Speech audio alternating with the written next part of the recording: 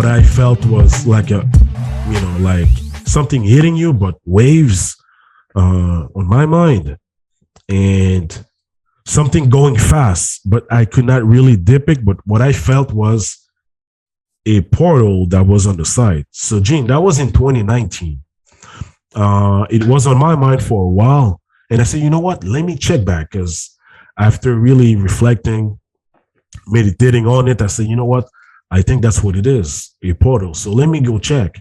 And in 2021, I went here and I did, I'm going to say at least 3 times the same route, because I could not see that infrastructure, the arch. Do you have any intel regarding when you have those government agencies that deal with time manipulation, time control, and they're next to any airport? So I'll let you drop your intel on this, Gene. Now, so the NRC, or the National Research Council of Canada, is tied to the Canadian Secret Intelligence Service, the CSIS, hiddenly, but it's not openly known. But the primary thing they were doing is in building M12 in the NRC near the Ottawa airport. And so what they were doing is known as Operation Cold LRT, all in caps, all of that. They were saying the LRT is light rail technologies to run in Canada when it's very, very cold and windy and all of this. It was for light rail, in meaning cold, is Chidran Charan Operation Light Drive Light Rail Technology is what it stands for completely. So it's a light rail system that goes through a jump gate. It was for light rail, in meaning cold, is Chidran Charan Operation Light Drive Light Rail Technology is what it stands for completely. So it's a light rail system that goes through a jump gate to go first to Chidran, because Pluto is actually a broken planet that orbit each other, of Chidran and Pluto. So it jumps from there then to Charon, which is a planet outside of our solar system, and another solar system in the Milky Way where it's very, very cold. And so they need this type of drive system, and they were doing the research there in that building M12. Then also it goes underneath that, like you're indicating, the portal, that's a jump gate. So they go straight from there to Chidran, then to Chara. And so from if you look at their website for CSIS, also for NRC, they're looking for young students to volunteer. So this is part of a program to get individuals to go to that world that would be super soldiers, and to get them in MK programs, where they alter them so that they have chameleon-like ability, where they can change how they look and change their form and everything, like the shape-shifting the reptilian do. They're teaching them how to do that. The reptilian were actually teaching in Canada how to do that, so that when they go to this other world, they're trying to take this world over, they can look like the people there. They can change literally in an instant. I believe there's a Netflix movie out now where they show a lady that's Russian trained that was able to walk along, like you see also in Lucy, the movie Lucy, where she changed how she looked, changed her hair, changed her whole physical structure. And so this is part of that whole program in which they're trying to create super soldiers to take this planet, because it's a pivotal location for them. But that's now all like falling apart, because the Dark Fleet has completely now 100% defected and joined the Alliance, because the Fourth and Fifth Reich type saw the writing on the wall. First, it was only a 10%, then it was a quarter. And then even within the Alpha Draco that had one on every ship, which a lot of the Fourth and Fifth Reich did not like. So one of the captain worked his way up, and he got captains of ships that were with him to defect to the Alliance. And then that caused the U.S.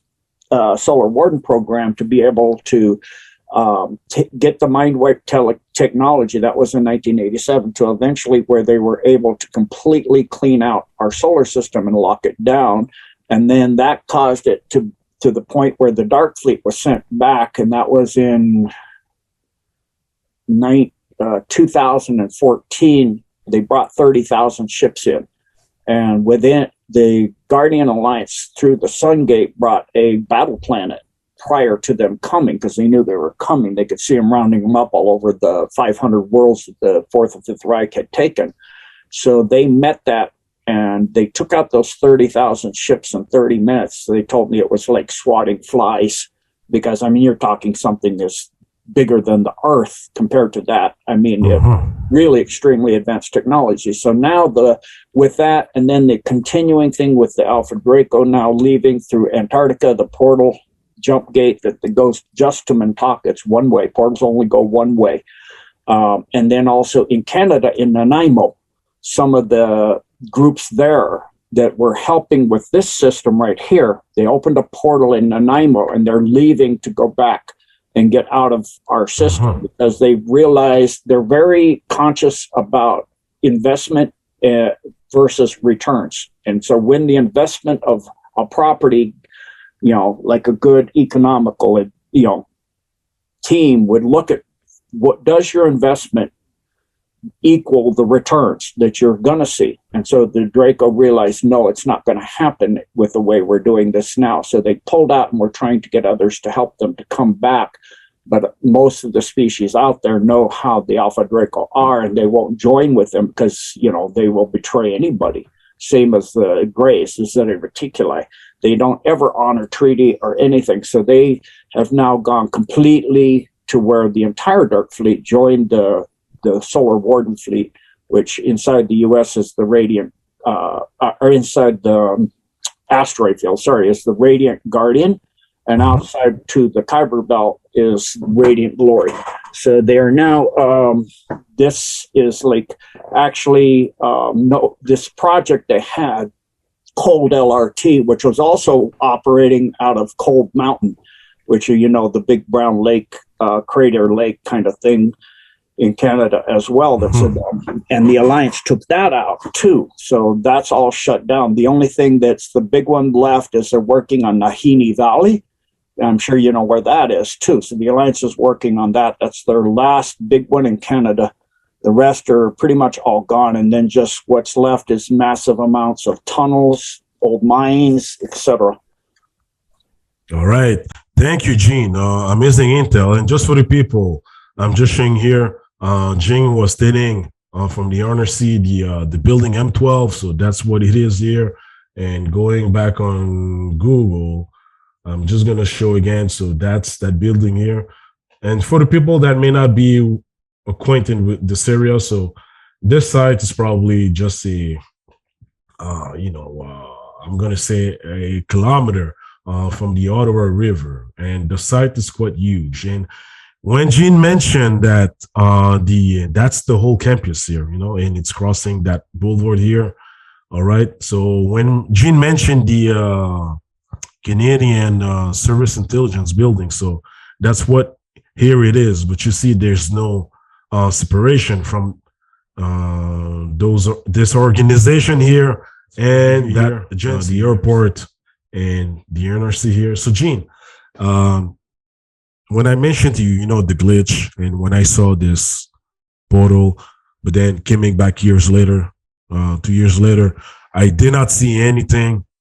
Could you tell to the people some of the things that did occur in other places, whether United States whatsoever, where people came to find out mysteries, but then after this, when they're going back, it's as if the Mandela Effect has occurred. So could you please explain to the people some example or just the technical aspect of it? Yeah, so Mandela Effect is first started happening because of Project Montauk, which was run out of Montauk Island, in which they were using the technology they first used on the USS Eldridge and the Philadelphia experiment to get technology for nuclear weapon. And total stealth, where they go completely invisible. They move the ship from Philadelphia Harbor in 1943 to Boston Harbor in 1987, because their concern for nuclear was not understanding it completely. And even the math and science they put out is not completely accurate on how nuclear weapons work. It doesn't just take supercritical mass. It takes a trinity to change matter into energy. So you have to have coincidence and concurrence with the ley lines and the movement of the energy structures coming out of the Earth as they move up the ley line. There's a moving ley line that comes out of the equator, and then you have static ley lines north-south. So you have a line that runs east-west that come out of the equator and head up and down to the poles, respectively, north and south, and they make a crosshair. So you have to be within 1 second degree of arc in every direction, and within when that cross happens, you have to be within 1 second in time of that crossing. Then you have to have supercritical mass. That's why they built all the reactors off of ley line, so that if you have a nuclear accident, you don't have an atomic blast, because you don't have the other two factors. So in 1987, they have that technology, and the concern that the U.S. had originally with the atomic bomb was that they might turn the Earth into a star. It would be a chain reaction. So they made sure to get that technology for Hiroshima and Nagasaki. And so that's also why you see they did one day, one another day. They didn't do them the same day, because that moving ley line is only certain time frame. You can't just do anytime, all of it, the whole Earth at once. You can't have unlimited thermonuclear war, dropping bombs on every location you want on Earth. You have to hit those crosshair. Additionally, because the ley lines, static lines north to south, Japan is very narrow east to west. So you're going to have a couple lines running through Japan from north to south, which means you can't hit any target you want. If you're trying to get a samurai nation to its knees, logically speaking, you're either going to hit a military target or the most massive civilian target. If you really want to create civilian devastation, that would be in World War II, of course, Tokyo. And if you're looking at military target, you'd hit something like a shipyard, like Yokohama, Yokosuka, something like that. They didn't. It hit Hiroshima and Nagasaki. There's a few reasons. First, that's the ley line coincides concurrent. Second, there were actually underground facility there, which were helping the Japanese in World War II of non-terrestrial group called the Blues. Not the Blues that met with Eisenhower, the short round blues. It's a different blue species that were helping the Japanese. So they were taking out those underground facilities. The Allies were taking that out. The U.S. So that's why they did it that way. And so the same thing goes with portals. You have to have the matchup, lineup, and the timing. So that's why the one they opened over Antarctica was with a full eclipse of the moon at that time on that location. You have to have that matchup of energies at certain places and certain times to open portals. Why they were going to do Notre Dame on Easter Eve, because it's a matchup. For the frequencies, they need to be able to open a portal, and portals can only go horizontal in density. They can't go from lower to upper. They can go from upper to lower. So they were trying to create a portal from third density to the universe to bring Satan up put it in a clone body of Christ, so that they could have the Antichrist. And so the Japanese alliance actually found out, and they set the whole thing 3 days too soon. So all that energy, all of the sacrifices they did for hundreds and hundreds of years underneath Notre Dame, which had all of the catacombs coming from Paris all over, they were sacrificing 666 children there every year on Easter Eve, because every Easter Eve, many Christians meet there for the Easter pilgrimage to go through the Holy Land. So they were going to have them all there, and the doors were built such that the original builder, they were so massive they couldn't even lift them in place, and he actually sold his soul to Satan to get him to lift the doors into place with child sacrifice and energy they opened up the first time. And then they couldn't get the doors to open when they were in place, so they had to put holy water. So when the fire would occur, it would bake the holy water out. Nobody could get out. And then the roofs were made out of lead, so they'd die of lead poisoning if they did in asphyxiation, as well as the smoke. And then they'd have the sacrifices underneath. That's why Big Mike was on the river, because she was going to attend that. And she was doing a pilgrimage, if you will, through the river, and then underneath, getting off of the boat was what's supposed to have happened.